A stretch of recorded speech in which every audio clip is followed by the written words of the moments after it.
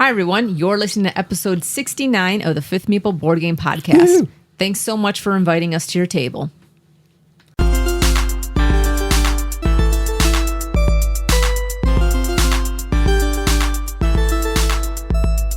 Hello, everyone, and welcome to another episode of the Fifth Meeple Board Game Podcast. We're a group of diverse friends who offer our takes on the latest and greatest board games to hit our table. I'm your host today, Daniela, the goofy noob, and I am joined today by the collector. Hey, this is David. And the intellectual introvert. Hi, everyone. This is Chris. And the deluxeifier. Hello, it's Pete. All right, guys, today we are aiming for the stars, or at least shooting for the moon. We'll start by pointing our telescopes skyward, scanning sectors, probing moons, and trying to find something intelligent at our table in SETI, Search for Extraterrestrial Intelligence. Then it's to the moon, Alice! Tiptoeing through the titanium and catering to corporations in Shackleton Base, a journey to the moon. And finally, because we just can't help ourselves, we'll totally space out and pit these games against each other in our ultimate showdown, the Battle of the Funnest. But before we blast off, David, what's our topic of discussion for today? Yeah, today we're just going to go around and share kind of games that we've been playing on our table lately, maybe some surprises, maybe not. If you don't have a game, maybe you could share a quick book with somebody, I don't know, board game adjacent, right? So I will just start really quickly because I never really get to start my own questions, but I'm going to start this time. There's two games that have taken me by surprise that I thought I would not like, but I ended up liking that I've played recently. One of them is Finspan. I actually really didn't think I'd like this game. I was on vacation with another one of my sister-in-laws. She really likes the Wingspan, all that kind of span games. I highly don't like most of the span games, and so we played this one, and I actually enjoyed myself. I kind of want to play this one again, which I was very surprised by. And then the second game that is on there is a game called Vantage, which I didn't know how I'd feel about this. I'm not even quite sure it's necessarily a game still. I'm not quite sure about a lot of things, but I had a lot of fun playing. I played with my mother-in-law too and some of my sister-in-laws, and we were just having a good time just kind of exploring this world, and definitely something that I feel like I want to get back to the table. I feel like I barely even scratched the surface, but I was thoroughly intrigued, and I didn't know if I'd like it right away, but I decided I do like both of those games, which I am surprised to be saying. So anyways...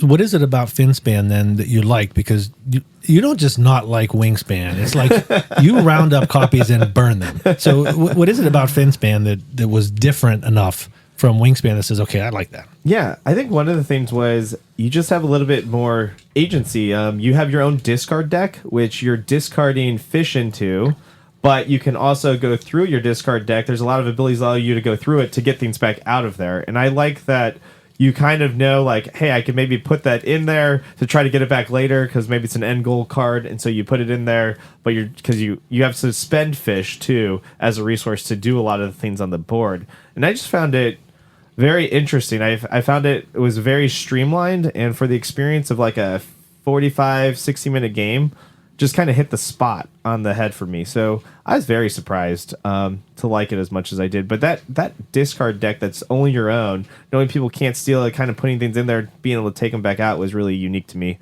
Something I haven't seen a lot of games do, and it really made the game a lot better for me. And then so Vantage, that's like this open world. Jamie Stegmaier's been working on it for like 3 centuries. I'm curious for that one too, because I'm kind of interested, but at the same time, I don't want to sit down at a table and be like, okay, it's 3 hours later, we haven't done anything. How many players did you play it with? What did you like about it? But what I'm also wondering is, what I've heard is, if you're playing with 4 players, you're going to have a lot of downtime. It's like a 1 or a 2 player game at best. Yeah, the first time we played with 4 of us. The first game I played with, it was my mother-in-law, my sister-in-law, my wife, and we played it. We kind of just set a time limit. We didn't finish the game or anything. We played it for about 3 hours, and I don't even know if we even got close to completing any of our goals. But the fact of just the exploration, just different things came up. We had a lot, spoiler alert if you want to turn this off or skip ahead real quick. But, there's just different mini games that you find in there that would just randomly pop up, and we'd have to solve different things kind of doing it. It was just kind of that exploration of not knowing what's around the corner, and just kind of it popping up and all of us getting to see it for the first time together was kind of cool. So there's just a lot of neat stuff in there that I feel like I haven't seen done before in kind of anything I've ever played. So it's very interesting. Okay, cool. a couple months ago, I picked up a bunch of games at one of the flea markets that they were having for board games. I think it was over at Recess. And one of them was Fort. And I've talked to you guys before about it, that I think this is the poor man's game for what's your favorite game? Glory to Rome. Yeah, I tried to block it out of my head. But I was playing it with my sister and my nephews the other about a week or two ago, and I know I went over to Chris's the other night and we played it. It's a real cute kind of game, more of a race kind of game than I thought initially, but multi-use cards. It's kind of that follow the leader that Glory to Rome has, and you're collecting stuff, and it's either pizza and toys, and you're bringing it in, and there's you have kids that are part of your crew, and if you don't end up using them or playing with them, they go out in your yard, and other people can kind of draft them and say, hey, come over and play with me, and I'll use you. If you, as the game goes around, if it comes back to your turn and they're still in your yard, you throw them back in your deck and you keep going. So it's kind of a deck builder. There is ways to get things out of your deck, but it's a really neat game, and I actually enjoyed it quite a bit. I mean, it's not something I want to pull out and play every week or anything, but I think it's easy enough to teach, and I'm going to let Chris give his opinion on it and see what he thought about it. I thought the theme was really cute. Again, how many times I said, I'm taking toys, I'm taking pizza, right? And things like that. And it's kids playing in the yard, capture the flag and all that. I think Daniela should play this. Yeah. Because I think it is it's not simple, but it's a simpler version and a more understandable version of Glory to Rome, to where you're not like, I got fourth, I can't keep track of what this card does. It gets rid of that piece, but it obviously, in my mind, took as inspiration Glory to Rome, but it said, I'm going to make a little more accessible game. And again, it was fun theme. It was fun to play. It wasn't that long either. We went through it relatively quickly, and I enjoyed it. Learn quick, fun playing. How many people did you guys play with? Just us. Just you guys? Interesting. Yeah, and I have it plays 2 to 4 players. I played it with 4, and it works just as well because there's 3 different kind of timers. There is a deck that you can pull from, and you're always drafting at least one card into your deck, whether it's from somebody's yard or from the playground.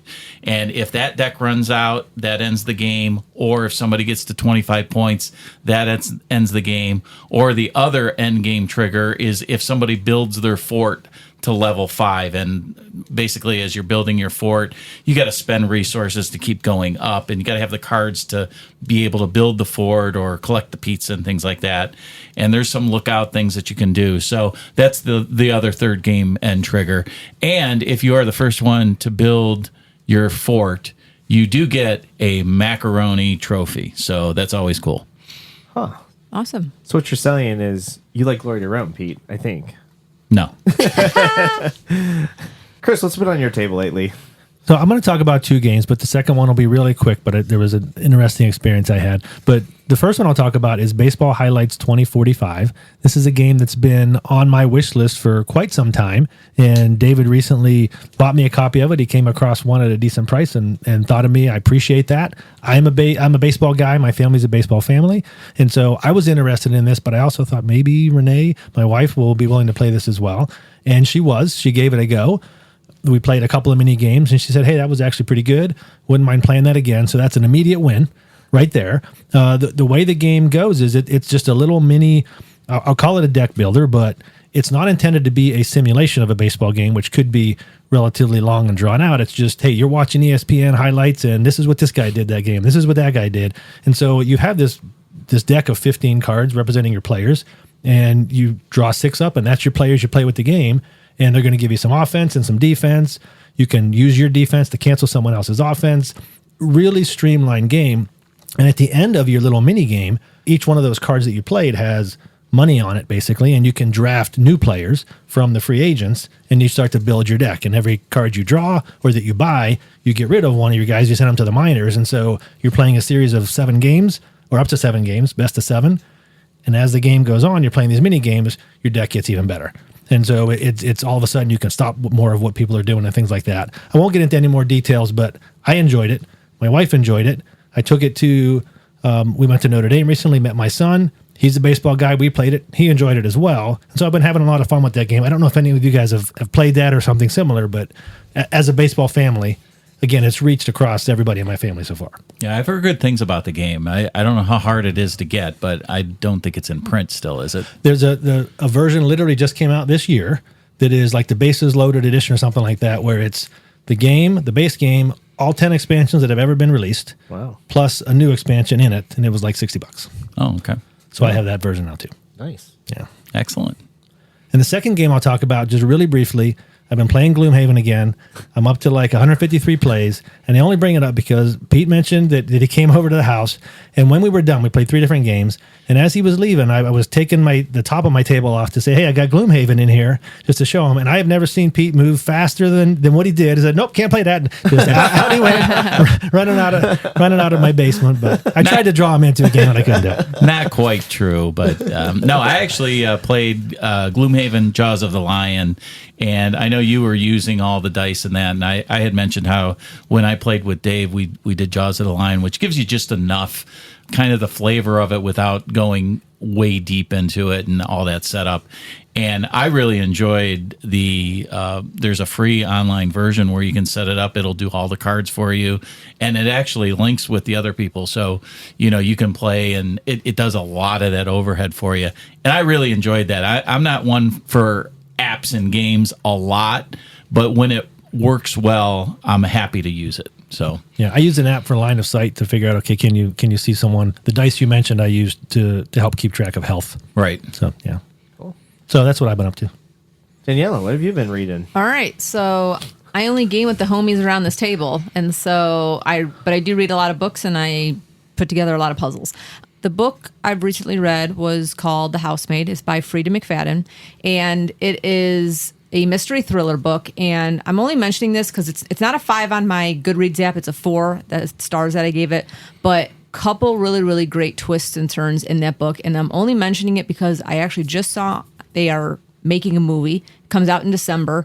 And the cast looks spectacular in it, and I just think that it was kind of crazy. I just finished the book. It's been out for a couple years, 3-4 years or something, and so, yeah, they're turning it into a movie. Comes out in December, so if you're interested in mystery thriller, great little twists and turns in that book, I recommend probably read the book, obviously, first, and then maybe catch the movie in December for a little holiday treat. Is it on audiobooks on Libby? Yes, it is on Hoopla.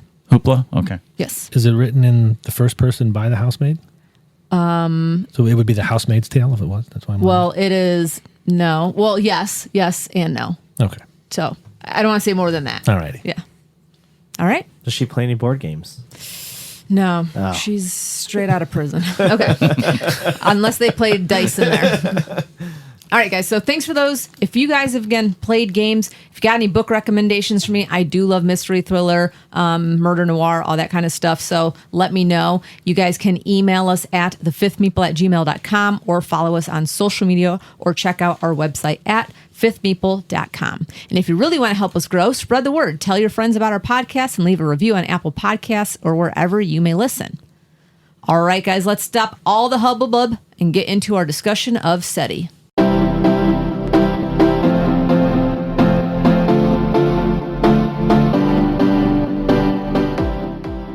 SETI, Search for Extraterrestrial Intelligence, is a 1 to 4 player hand management, exploration, and area majority game where you search the stars and nearby planets for signs of life beyond our own. The game centers around a central player board representing the solar system that rotates during the game. Players also have their own player boards with actions that can be upgraded, as well as a small hand of multi-use cards.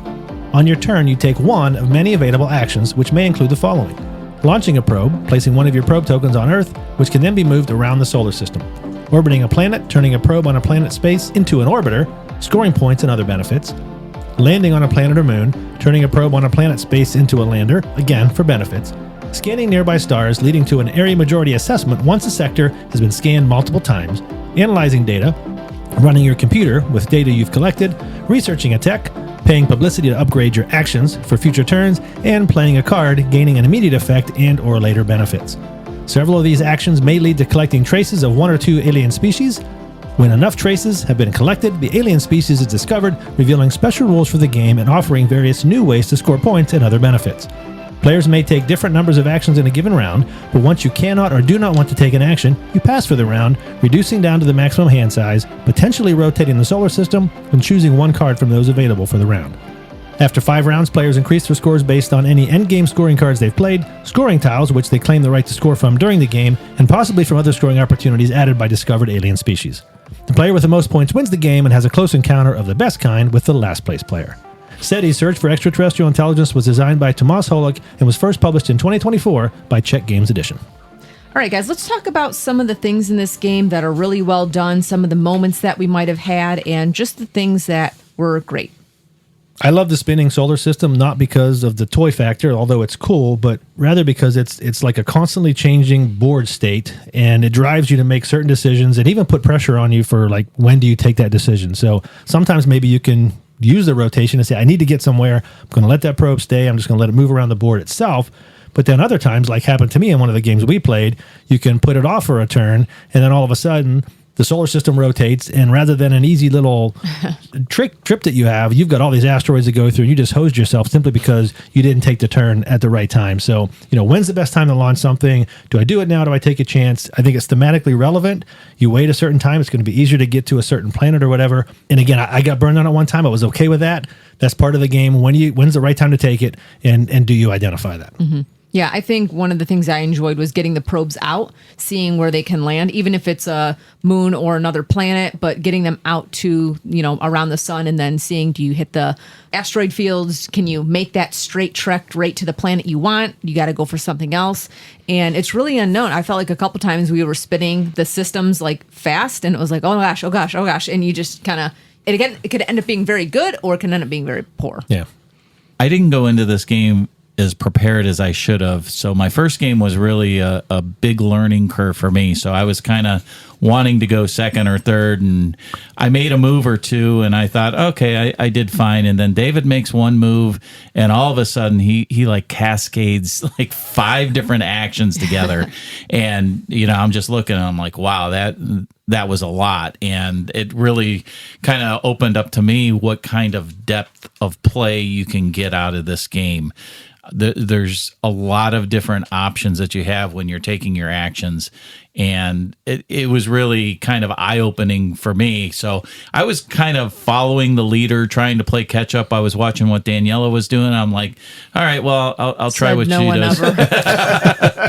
So, no, I enjoy the game. It is very visually appealing. Mm-hmm. I think it's got a great table presence. Mm-hmm. I can see why a lot of people do like this one. There is a big puzzle to it. The area control on it, I think, is something that I wasn't quite prepared for. But I'll go into that a little bit more later. David? The first thing I'm going to say about a game like this, I was excited to get this game to the table. It's space themed. I like space games. I like Euros. And when I got this game to the table, the thing that kind of blew my mind was I love multi-use cards, and just the way that this engine that you can kind of, I don't even know if you can kind of build it, but just the different ways that you can try to achieve victory, I feel like are endless in this game. I think there's a lot of different paths. I'm not sure I quite found all of them yet. I think there's a lot of viable paths. And I really think that you have to actually look at what other people are doing at the table too. You're not playing necessarily heads down. You're kind of looking to see, is this person going to go my pathway? Kind of Chris was talking about the solar system spinning. I'm trying to say, I don't really want to build a probe, but if I don't build a probe, I think that, it's going to be spinning like 3 times, and I want that free movement to try to get me somewhere else. And just all the agency that this game provides. I love that word, agency. I feel like this game does it really well. Like, I always feel like I can do something unless I don't have the resources, which we'll talk about later. But as far as being able to kind of, launch a probe, put it on the moon, circle the moon, land it on the moon, what do I want to do? Is somebody in my way? I can try to get in their way maybe, or I could just ignore them and just do something totally different. I really like that. I don't know if there's always a lot of blocking necessarily, but I just love the feel of all the different components coming together, because there is a lot of mechanisms in this game, and sometimes you see that pot and you stir it and you're like, wow, that doesn't really taste good. But in this way, with the mechanisms being in there and the way they did it, I feel like when you stir that pot, you're getting a pretty good soup coming out of it. And so I do enjoy that. I think overall, to piggyback onto what you're saying, David, is this game a lot when it's on the table? Yes, it looks like a lot, and there's a lot to do. Is it heavy? Yes, it is heavy. But I found this game to be way more streamlined and straight through, not in the sense of you know what you're going to do and what actions you are, but that they're chained together much better than a lot of other complex games I've played. And so when you're talking about, when you're building your deck in front of you, what are you going for this game? Are you going for those energy? Are you going for money? Trying to balance that out and building that deck, that takes time just to get those cards even there, for every round. And so I think that this game just overall felt difficult to the right amount, but when you accomplish something, like one of my favorite things to do, I think I've done this in every game I've played, is go to the moons. And when you accomplish that after a few rounds, you just feel very accomplished. I'll talk about the aliens later, but there's something really sweet about this game that even as long as it takes, it works. And you talked about, hey, when you get to those moons, it feels like you accomplished something. There's very little in this game that you're like, okay, I'm going to accomplish everything that I want to do something. I'm going to do it all in this one turn or whatever. Yeah. A lot of times you're doing multiple rounds just to get to what you're trying to build towards, right? And then trying to find a way to work that together with the other things you're trying. And so a lot of planning together, but a lot of feeling of accomplishment as you start to get things put together. Mm-hmm. Obviously, one of the things that SETI is known for is it's got these alien species, and you don't know which ones you're playing with. There are 5 different alien species in the game. You start with 2. You're supposed to put it down without knowing what's coming out. And then at some point in the game, that alien species, both of them at some point, are going to be revealed. I really like that, especially when the game's new, and maybe you haven't even seen that alien species yet. But even after you've played it for a while, you still don't know which ones are there and how it's going to be. And so at some point in the game, that alien comes out, and now you got to decide, okay, am I going in on that or not? If you don't, you could get burned, right? Because there's a lot of points to be had there, but it's going to prevent you from doing other things as well. When the second alien comes out, can I jump in there? Am I going to get hurt by that? A lot of different decisions, and the end of this game is drastically different than the start of this game once those aliens come out. Yeah, the aliens were pretty cool for me. I know when we played, the second alien that came out you guys were like terrified of it. And I'm like, all right, well, I'm just going to go that way. And I leaned really heavy into it. You might have played that the first time. The first game we played, it was the one where if you're the one with the most of this certain type of characteristic, you're losing 10% of your points. Yeah, that's what I did. I lost 10%. Okay, and I did too, but everyone else was so afraid. I was like, I'm going all in. Yeah, and 10% of the points really wasn't that bad at the end of the game. I mean, it might have been 10 points total, but the opportunities that you got getting those well outweighed it for me. So I think it's interesting, though, and I think in future expansions they're going to be adding more aliens, which is going to change it up a little bit. I do like that. It was kind of, not knowing what's going on there. But trying to get out to those locations are a little tough too, because it's not as simple as it may sound. Takes time. Yeah, you got to accomplish some things to get out to where those aliens are. Yeah, the new expansion is going to add 3 new species along with some other things. Yeah. I'm just going to really quickly just talk about what you can do with, there's 2 main resources in the game, which are the energy and then the credits. But a lot of times your cards are actually a resource too that you forget about. But with your cards, you could do a lot because you could trade them in. You could always take 2 cards, I'm pretty sure, throw them away and get almost any other resource you want in the game. And that helps a lot. There's just a lot of ways that I feel like you can mitigate things to work in your favor, even if you don't necessarily maybe have a good card draw. There's bonuses for trying to go out first in a round because you get to look at all the cards and nobody else does. And, it's not even turns necessarily, but it's even rounds. But in that, you have to ask yourself, do I keep pushing or do I maybe hold back because I want to take a look at those cards and get first choice? Because some of those cards are really juicy. But the thing I like too, and I'm just going to put this out there because I read a lot of rule books, is that the play rate for this game is awesome. It's a little bit booklet. You give one to every player, and I think almost every symbol is actually in this booklet, which so many times in games, you're like, what the heck is that symbol on this card? And in this booklet, I've almost found every single symbol. I don't even know if there's an instance where I haven't found a symbol. And it's so great because I could just give it to you, and then you don't have to tell me anything. I don't need to know what's over there. And you can figure it out yourself, find that symbol in the book, and know what that card means, which I think is awesome because it doesn't spoil it for other people that are playing. I think that's a good point. How many times in other games, David, are we going, can I see the rule book? Can I see the rule book? And then you're looking in there for some little goofy symbol that is on one card of 100. All right, so let's move into some of the things that maybe frustrated you while playing SETI.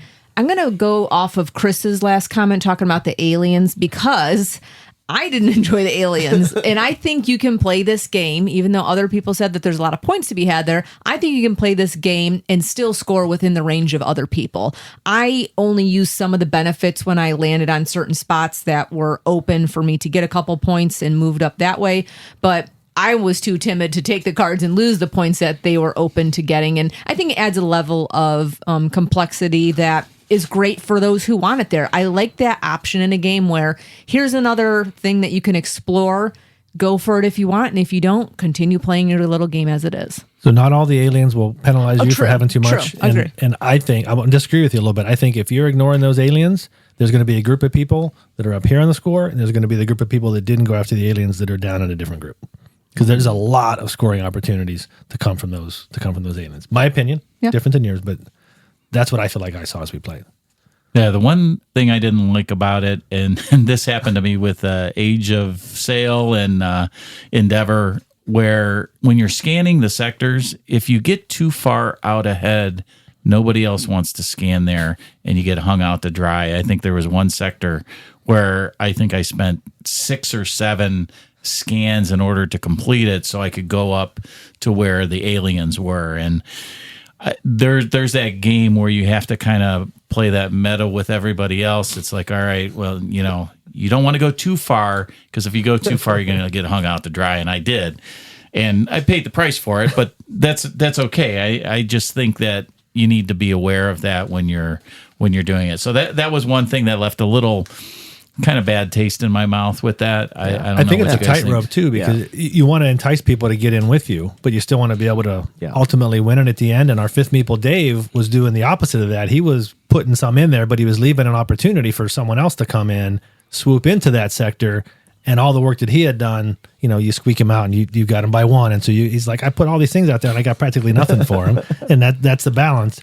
But I think as a result, in all the games we've played, that sector scanning is probably the least used.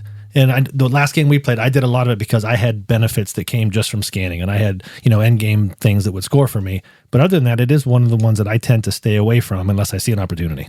Yeah. I mean, to me, I think that is, if I had to rate the weakest part of this game, it would be the scanning and the sectors, because I do think you can get left out to dry. And I just feel like if you play at a lower player count, maybe, because we play always at max player count on this game in particular. But I think I've heard people say at lower player counts, it's even harder to scan because you're getting more left out to dry.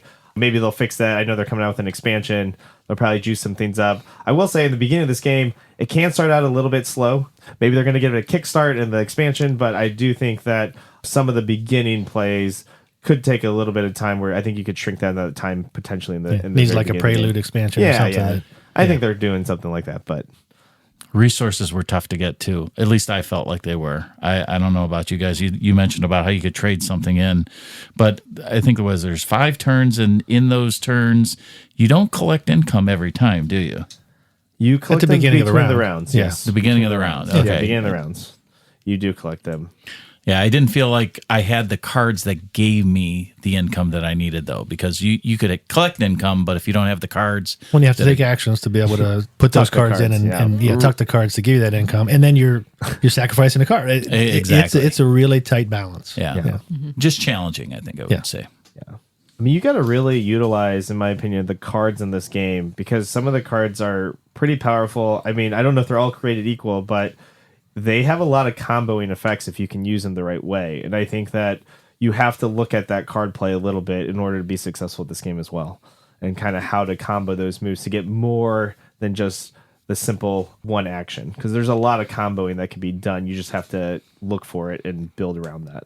I think there was a lot of cards in the game, though, too. Oh, there's a lot of cards, yeah. Yeah, so that challenge of valuing the cards, because as I said, I didn't come into it as prepared as I could. So when those cards come out, I'm trying to read them out while I'm trying to learn and play the game. And I think, like many other games that we play, understanding those cards and what they can do and what those possibilities really kind of open you up, so you have other options when they start coming out, and you can see how you put them together rather than trying to do it all at once.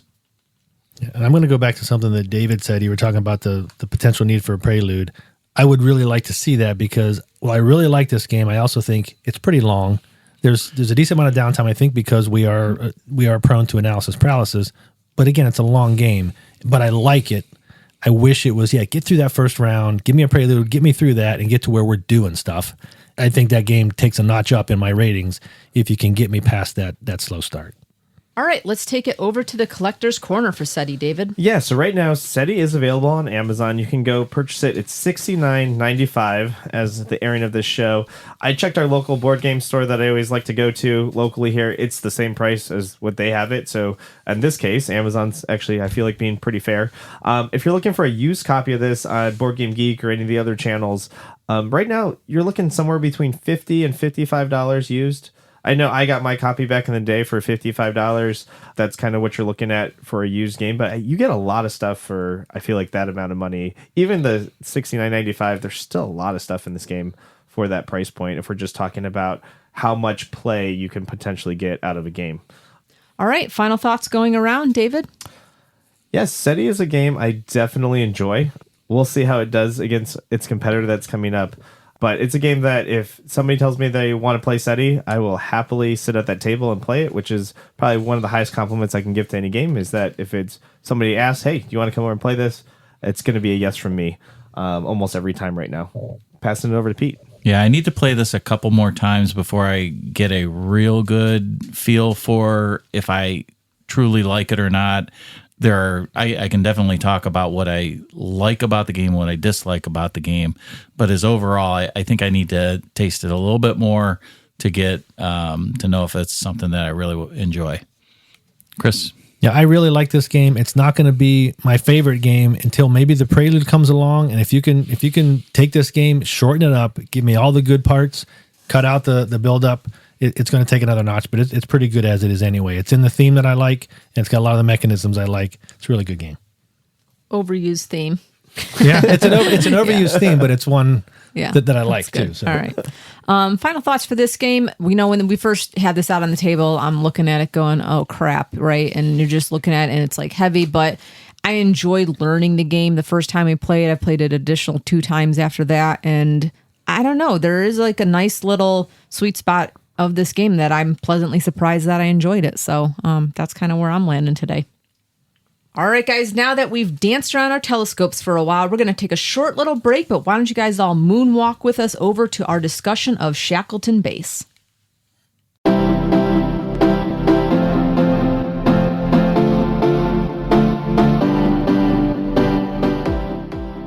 Shackleton Base, A Journey to the Moon is a 1 to 4 player worker placement game where you lead a space agency laboring to expand your presence on the moon. The game centers around a central player board showing Shackleton Crater, divided into several hexes called sectors. 3 corporations are also set up, each with their own rules and scoring opportunities. And finally, each player has their own personal board with a series of buildings available to be built. The game consists of 3 rounds of play, each starting with the shuttle phase, where players draft a shuttle that provides resources, determines player order, and includes 6 astronaut meeples in some combination of yellow engineers, red technicians, and blue scientists. During the action phase, on your turn, you place one of those astronauts into one of 3 different areas. If you place your astronaut along the edge of the crater to exploit it, you'll first have to pay a fee to other players for each sector in that line that you have no presence in. Then, you activate each populated sector with a benefit depending on the type of astronaut you placed, gaining credits for a red astronaut, basic resources for yellow, and activating corporation tokens for blue. Alternatively, you can place your astronaut for a command action. 3 types are available, but the more they've been used that round, the higher the fee to use them. Your 3 options include building a structure, which increases your presence on the map and unlocks other benefits, funding a project, which earns cards from the corporation with various benefits, or taking corporation actions, which vary from game to game. When you take these actions, using a specific color meeple for each action unlocks a bonus action. Finally, you may choose to send your astronaut to the Lunar Gateway, earning a small amount of money and swapping for a different astronaut, which you can then place in an available slot of your player board. Once all astronauts have been played, the round ends and the maintenance phase begins. Astronauts that were placed around the crater are awarded to the player that has the greatest presence in the connected line of sectors. These astronauts are then placed in spaces made available as buildings are constructed, providing various immediate, recurring, and endgame benefits. After 3 rounds, the game ends, and players increase their scores based on the projects they've funded, astronauts on their player board, their reputation level, and special corporation rules. The player with the most points wins the game and tosses the other players out the nearest airlock. Shackleton Base, A Journey to the Moon, was designed by Fabio Lopiano and Nestore Mangone, and was first published in 2024 by Sorry, We Are French. That's great.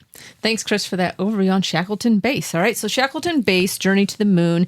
Let's talk about some of the moments that we had playing this game and what may have worked for us. I think overall, this was a difficult game, so there were, in my opinion, small, tiny moments of success that were had. It was tough trying to get there, when we're playing the game and everybody's going, watch my next move. This is going to be a great one. And then it was like, wah, wah, wah. As we made those moves, it felt like there was a lot of that. So there were small little things I think that people were kind of like, I don't know, a little deflated on, but I don't know, little moments of success for this game. Well, I think there are also a lot of things I really like about this game. I like the mechanism of placing workers that aren't necessarily your own workers, right? I always play green, but I don't have green meeples. There are 3 different types of meeples. Nobody owns them. I'm just the one placing them. We saw this in Keyflower, which I did not like that game, but I like that mechanism where you're putting meeples out there. But again, it's just a color meeple that does a certain thing for you. And I did like that mechanism, and I love the worker placement around the crater where you're going to put someone out there, but you may be helping someone else by doing that if you're not the one that controls that row. And so you're not just thinking, what do I need? And where can I place it that'll cost me the least and get me the most? But you're also looking and saying, but who am I helping? Can I get myself in a position to take that? Or when someone else puts one out there, okay, what can I do to get that if I need it? And then when it comes time to get it, you bring it and you have no place to put it. Right. So there's a lot involved there. And I'm trying to think of other games that do that. I'm sure there are ones out there. David, you've played more games than any of us. I'm thinking of games where you're going to put a meeple out there for one thing, and then it's going to serve a totally different function when it comes back or in a second later phase that may be benefiting someone else. I really like that mechanism. I'm wondering where else that exists. Beer and brass. Okay, so I guess that's any kind of shared economy type thing where you're putting something out there. Yeah, I just messed it. I don't know. Yeah. Yeah, I wrote that it reminded me of Keyflower a lot too. Bidding on, drafting the rocket ships, or in Keyflower it was the boats, and having those resources behind you.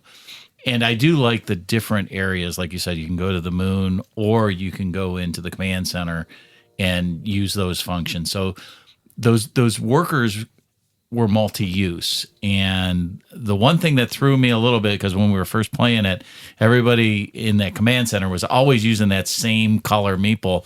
And for some reason, it was in my brain that, I forgot I can use any color I want.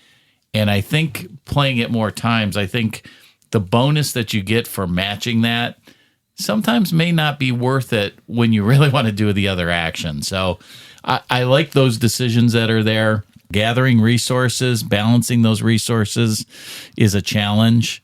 I'm not sure if anybody else is going to mention it. We each start with a kind of a unique character or a unique special action. They seem okay. Again, nothing earth-shattering that you can do. Maybe you can do an extra build, or maybe you can do one or two things. The first time I played, anytime I used an area, instead of paying the actual, if it was 3 resources to pay for it, I just needed to pay 1. It's good. It made it different. So I like that about the game as well. So yeah, to piggyback on you, Pete, I do like that. Not only do you get to kind of pick that player power, and whether they're good or not is one thing, but as far as like the shuttles that you get to pick for turn order, I think is always a fascinating decision, because I like the game because we never start off with the same resources. Everybody's always different from the very start. And then every round, we're drafting which one we want to go to. And sometimes you want to be higher up. Sometimes I noticed the more we played, you were kind of hanging back because you wanted area control at the end and try to come down on somebody to try to steal some of the people that are in the crater. And I just thought that was a fascinating aspect. Like the more that we played this game, I felt like more of it opened up to us as far as like the possibilities.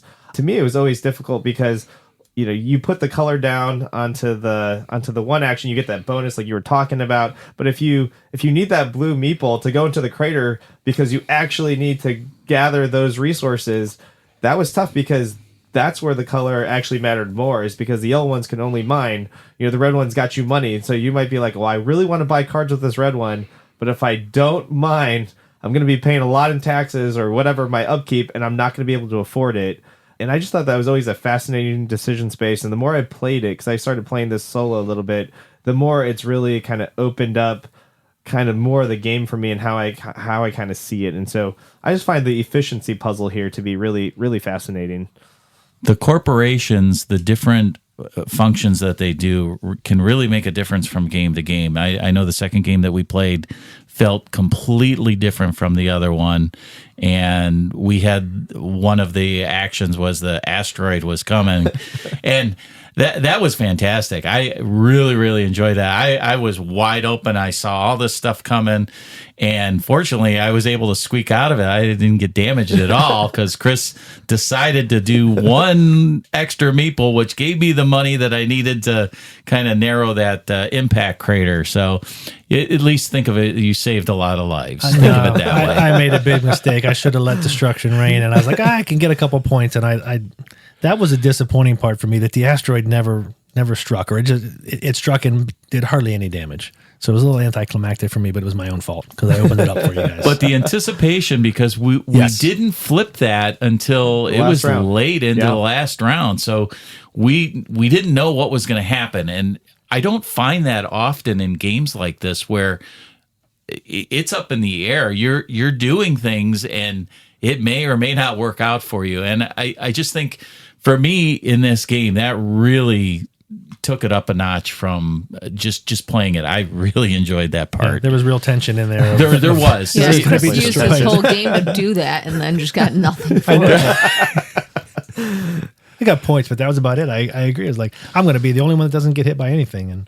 And then David picks up the one thing that allows him to take up an extra step every time. Yeah. So he crawled up to you really quick, and by that time, me and Daniela were kind of midpoint, but it wasn't that bad. Mm-hmm. So, but I love that tension in that game. It was awesome. And to your point that, hey, that's the second game we played was much different than the first one. And every game is like that because there's a lot of different combinations that you can have with those corporations, and they definitely shape how the game goes forward. And you're not going to be able to do every corporation, but you got to decide, okay, what am I going to do? And you've seen someone else that's benefiting from a corporation you're not even in on. You're like, oh, I should have gone that way. And there's a lot of fun in that, I think. Yeah, I will say this, I know I've played this a couple of times now solo, and I really tried to explore, because I know when we had played it, we said, oh, this corporation's really good, but this one might not be as good. And I tried to go after the corporations that we actually didn't think were kind of they were underpowered, and I just tried to play with those corporations. And what I found through that is that the card play, I almost think almost every corporation is actually viable if you lean into the strategy of what that corporation is trying to do and go after their cards. I didn't think that at first, but the more I play this game, I see that each corporation, if you really lean heavy on it, you might not be able to do anything with the other two, but if you lean heavy on the cards, some of these cards are crazy and how they interact with the board and get you other moves and stuff like that. Or every time you're doing a red action, you're getting all these things that interact with it. So I find that the more I play this game, that the cards that the corporation has, they each have 9. They're really powerful, each in their own right. And I think you have to go after some of those cards in order to be successful if you're trying to win this game in the long run.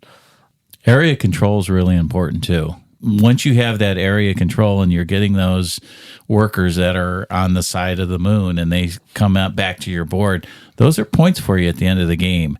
And that's an important factor. And one of the other things we didn't talk about is in each of your areas, you can only go into that space once. So when you're looking on that diagonal line and you're counting up how many total spaces you have, there were some things that, David, as you were saying, you did it to me on the first game. So the second game, I was waiting to put my guys out until after you committed, watching the resources that you had, and you had those leafs that you could use as everything else. And I knew that because I was paying attention.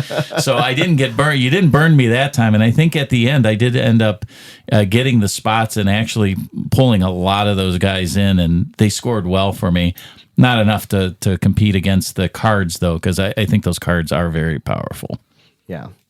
I think you really have to, the more you get to know this game, if you see somebody going after a card combination, you almost have to stop that or power up on another corporation to mitigate some of that. But that's just kind of, I like the fact that there's only 9, so maybe if you do play this game a lot, you'll just know those 9 cards. I mean, there's not that many cards that come out for each corp, which I find fascinating. What did everybody think about that shared energy trek, though? Because that's kind of unique in a Euro where the battery was kind of a pooled battery to put things out on the map. And then, it would go up and down based off of, what other people are doing. So even though you're contributing, sometimes It's a little bit of benefits because you're going up on that prestige track. But how did you guys feel about that mechanism in this game? I didn't see us doing a lot where we were building a solar panel when we didn't need one.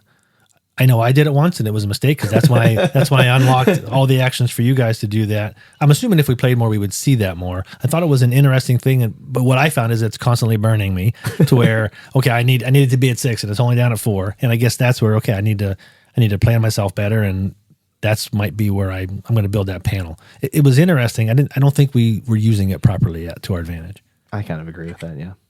All right, so those are some of their thoughts on some of the things that we liked on Shackleton Base. And then let's now move over to maybe some of the things that were frustrating or some of the things that we need to shake out still, and just kind of what we experienced as we played and maybe some of the just difficult things.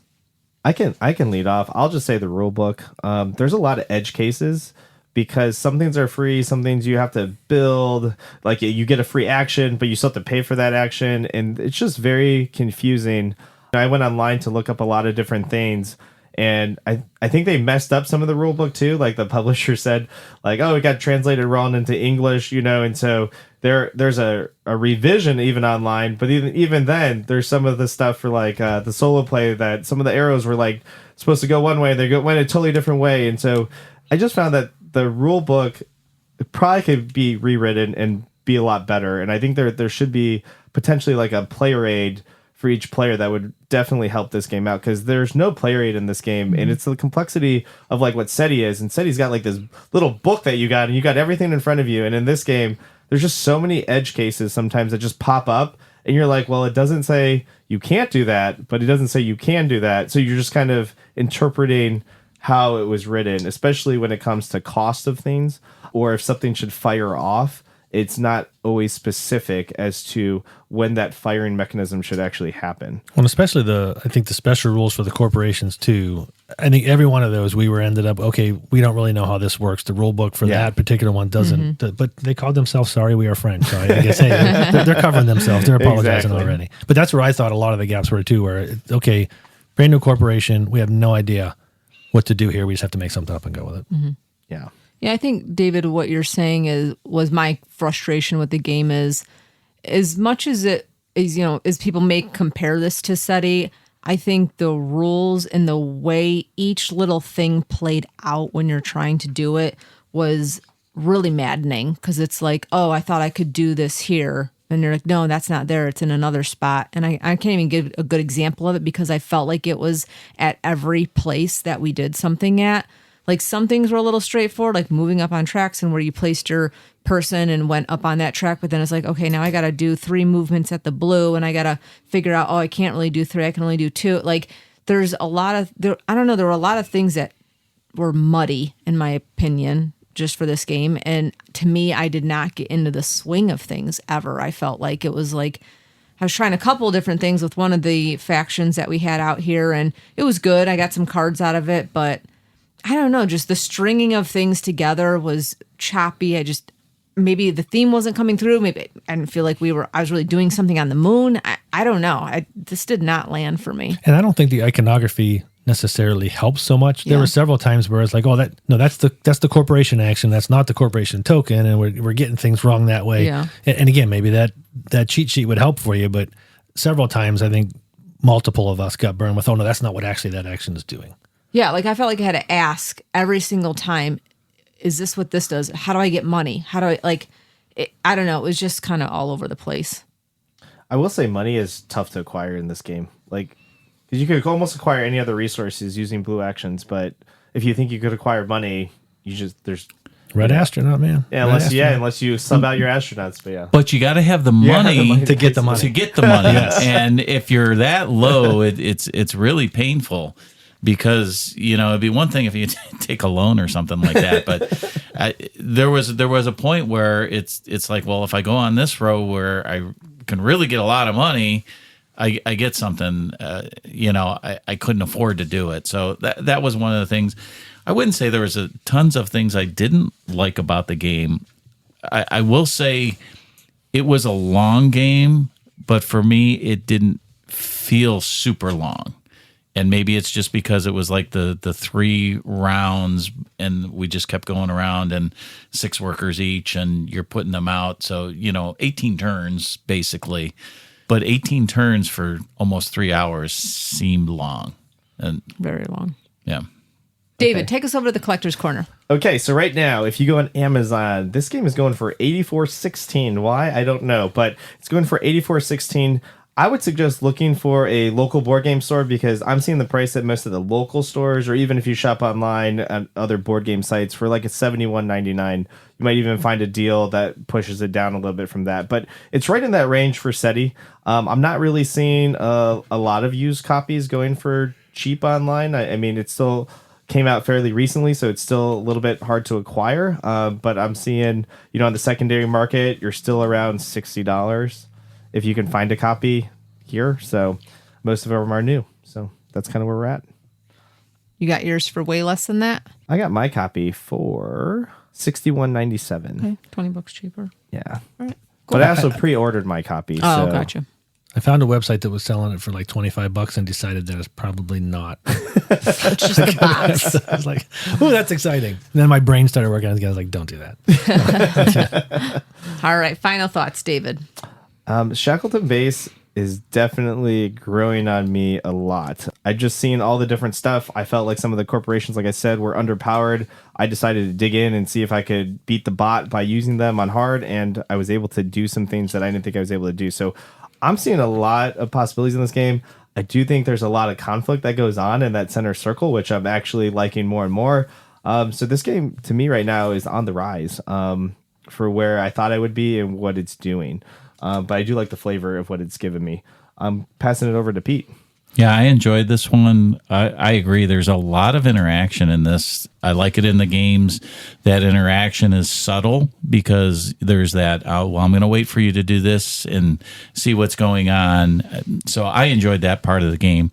The other thing that I really liked about it is those meeples are really sweet. We didn't get into them too much, but I don't know if you got a special version or any, but they're screen printed, very vibrant, bright colors. It is easy to determine what those functions are. And once you do make that connection, that if I put a blue worker out there, I do all the blue tokens that are out there. If I do a yellow one, it's the yellow things in that row, and red is just cash. So that's, I enjoyed that. I think the production values pretty good, and the play value I think is even better. Chris? Yeah, I came into our first play of this game not looking forward to it. I was like, oh man, this is another complex game and it's going to take me a while to wrap my head around it. And once I learned how to play it, I'm like, why was this so hard to learn? And I think it will click for you eventually, Danielle, if you're willing to play it enough. Nah. But after that first play, I was like, oh my goodness, I've got to play that again. And I hear this game, it's a little too long. I'm not sure why. I think that, again, might just be, hey, we're still in the learning phase. The more we play this, the quicker it'll get. And then it's just going to, like you said, Dave, just kind of skyrocket up for me. I came in not quite sure, and I left like, oh my goodness, this is a great game. I have really enjoyed this game. I've gone online to look to buy it a couple of times. Haven't been willing to part with the amount of money that it's calling for, but when that price goes down, it'll be on my shelf. I would say this game is not for the noob in you. It did not leave me wanting to play again. I probably will let the guys play 3-player, or they can bring Dave in. Yeah, didn't click. Too much thinking, too long, too many complex moves.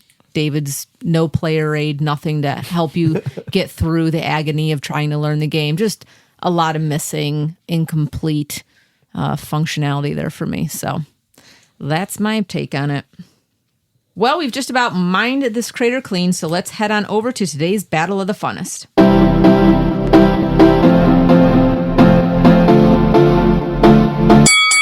All right, everyone, the moment of truth has arrived. It's time to separate the men from the boys and the games from the toys. We're pitting these games head-to-head against each other in the ultimate face-off. In one corner, weighing in at 3.79 out of 5 with an overall BGG rating of 8.4. Shooting through the stars like a rocket to Mars, blasting out of Uranus to entertain us, the bee's knees to please ETs, the deep space sector inspector, watch out or it'll probe your moons, SETI, search for extraterrestrial intelligence.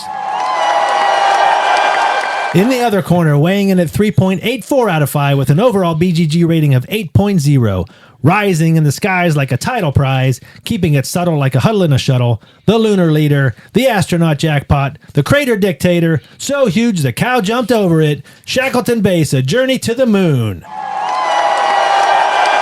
And now let's see which game is the true star in today's Battle of the Funnest Showdown. For anyone new to the show, we're going to evaluate these games head-to-head in 5 different categories: theme and production, mechanisms, value for your time, replayability, and the fun factor. The game that gets the most votes wins each category, and the game that wins the most categories takes the prize in our Battle of the Funnest. Let's have a close encounter of the meeple kind and get it started with theme and production. Pete. Yeah, these are both strong in both the theme and both the production on them. This is a really tough one for me. I'm going to lean towards Shackleton Base. I think the vibrant colors really just call it out to me. And I think that just makes the game a little bit easier to play production-wise. I think it's a nicer game. That's what I'm going to go with. Let's go to David. Yeah, this one's a tough one for me. Theme and production. I like both these themes because they're both space-based. I like that they actually have some tangible things like in real life as far as like what they're tied to, one being the search for extraterrestrial life, the Shackleton Base actually being a real thing on the moon. To me, the production, like I said, it's very even across the board. When I'm thinking about these games, oh man, Gotta pick one. I know I gotta It's pick tough. one. I'll go with Shackleton Base on this one, just for the fact that I feel like the corporations that make up a lot of this game, I feel like that they're just more. There's more variability there that can change the gameplay that I like. And I'm not saying SETI's not going to come out with stuff, but for right now, as the base game stand, I'm going to give a little bit toward Shackleton Base just because I feel like I've seen the corporations do a little bit more than I've seen with the alien races on the other ones, which are big parts of these games.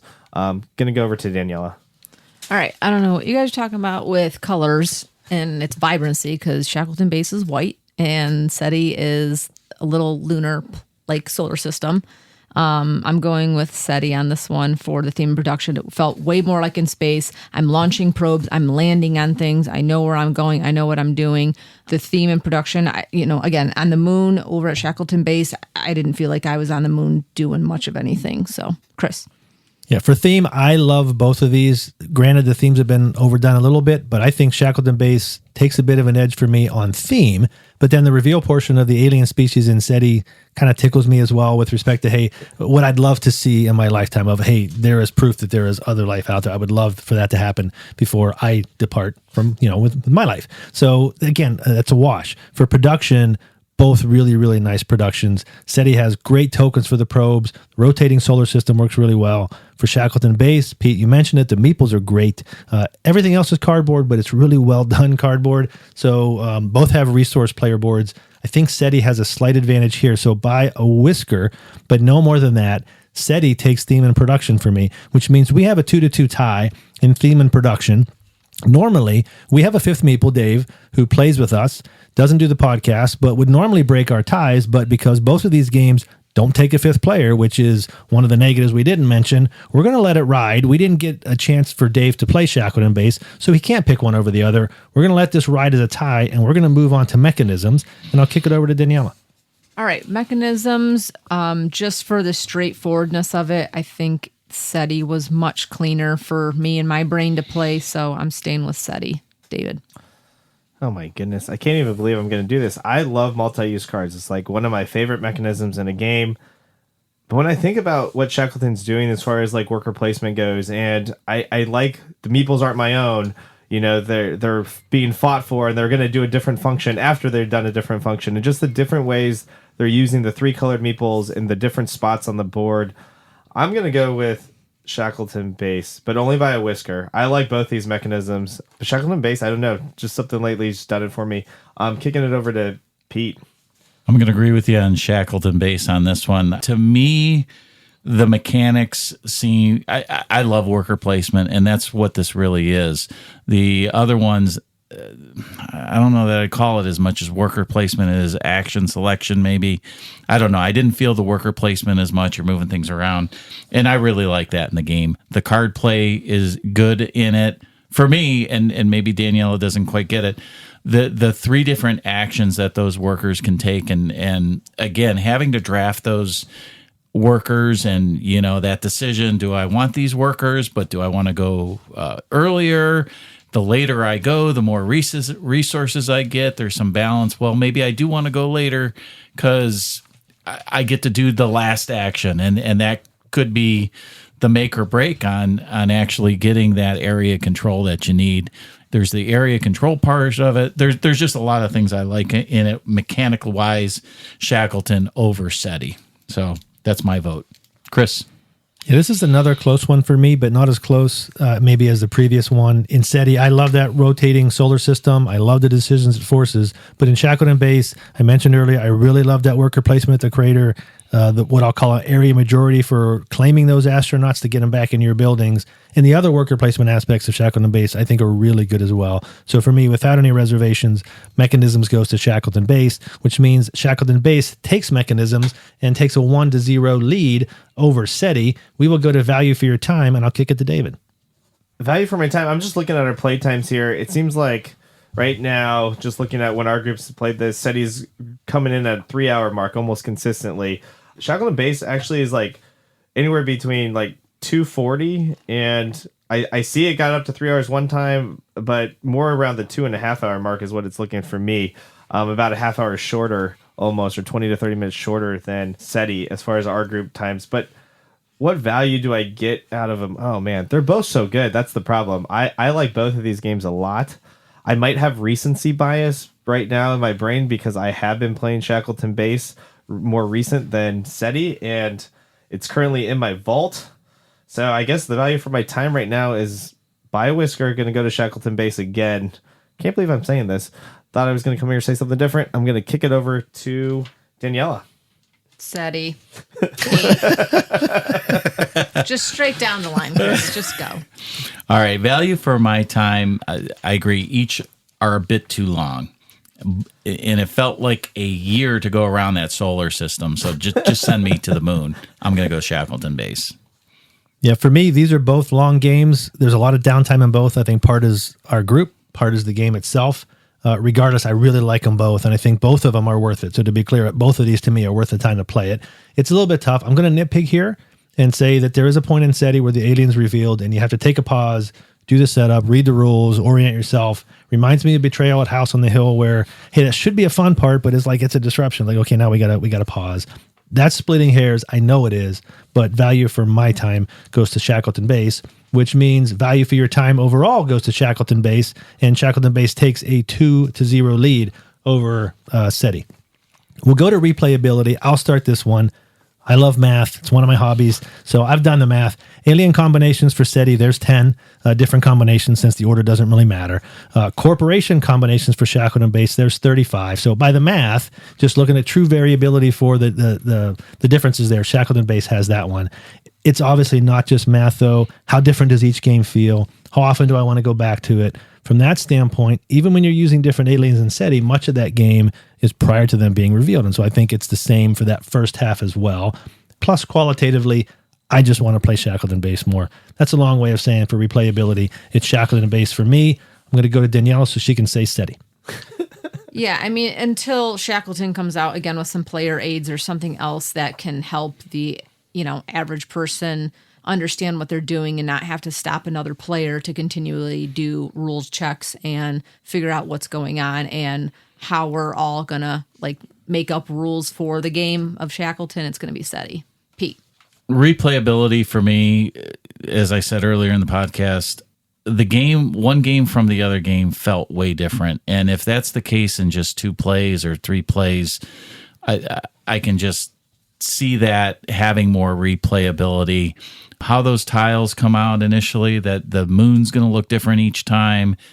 You're going to have different interaction with people. And again, nothing really bad about SETI. I think there's some fantastic things with it. And again, the aliens, it just didn't throw enough at me to make it feel like it's going to feel a lot different from game to game. Maybe it will that second half, but for me, there's just way more in Shackleton Base. Back to David. Yeah, so for this one, for me, I'm just going to kind of copy what Chris said. You know, I do feel like the opening part of SETI, until those aliens come out, I get it, you don't know them each game, but until they come out, I mean, that game, you know, you're doing kind of the same things. The planets are always the same point values. You know, you're not, you know, you could do different things, but the overall first quarter of that game is going to play out kind of how you want to play out. You could do different strategies, but it's going to play out based off what you want to do and with the cards a little bit. But I just find Shackleton Base right now with replayability, I just have it more right now with Shackleton Base. That's just the bottom line for replayability with me right now. Is just there's so much more, and I think the player interaction especially makes that game way more replayable because it's going to change how you play that initial game around the crater based off what people want to do and how aggressive they want to be to claiming those meeples. And that's something that is always going to be changing, dictated by the people that play that game. And so that always adds replayability on my end. So that player interaction is just really high on that scale. And it's higher, I think, than in SETI. So I'm going to go with that. Shackleton Base. All right, so Shackleton Base takes replayability. In case you're wondering, the expansion, to my understanding, for SETI adds 3 species. That's going to increase the combinations to 28. There's still more combinations in just base Shackleton Base with respect to the corporation. So, again, I love math.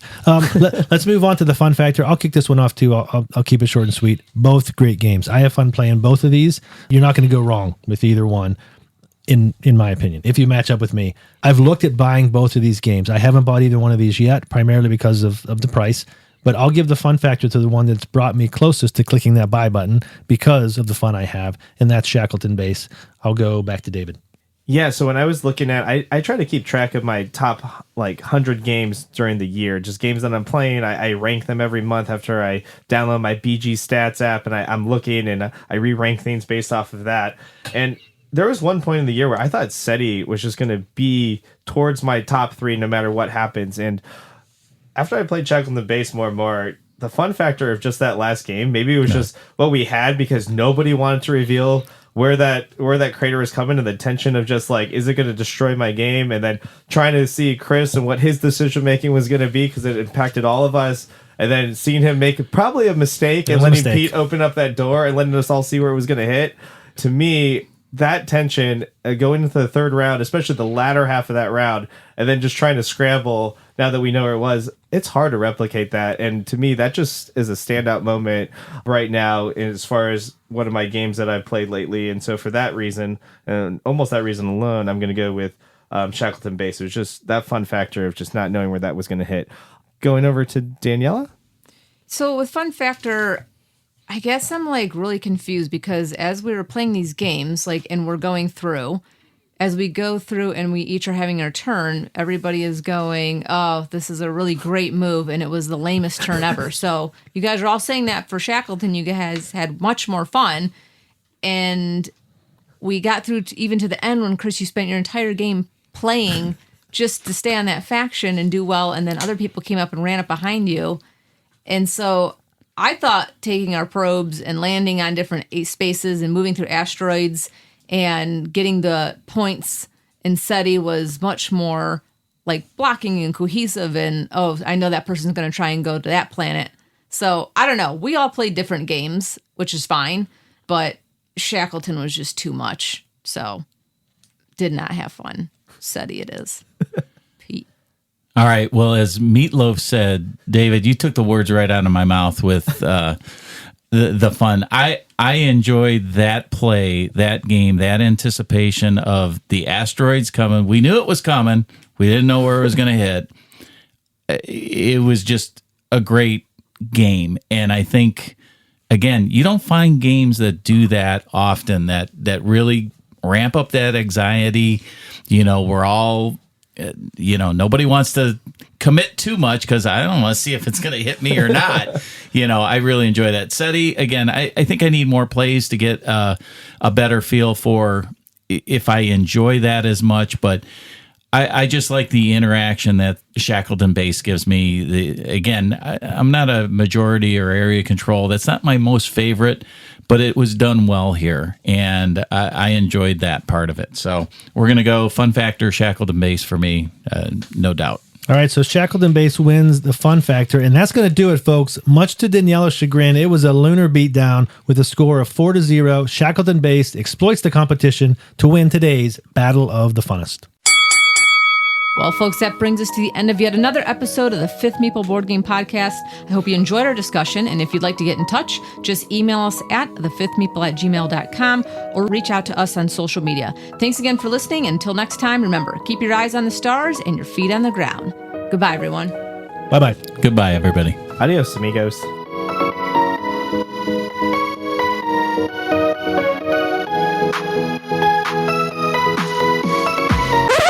I'll be quiet. Finally. I didn't even- I didn't do okay, my go, game. Chris. I thought you were saying go do something. We don't want to hear what Chris has. Glue hunt. Hubble bub. Hubble bub. Yeah, Hubble telescope. All right, guys, let's stop all the hubble bub and get into our discussion of SETI. Did I say it again wrong? No, it's fine. Oh, why do you keep laughing? Because I love my puns, that's why. Okay. It almost potentially, You don't like that game, huh? No. That's the planet Uranus. I had some fun with this one.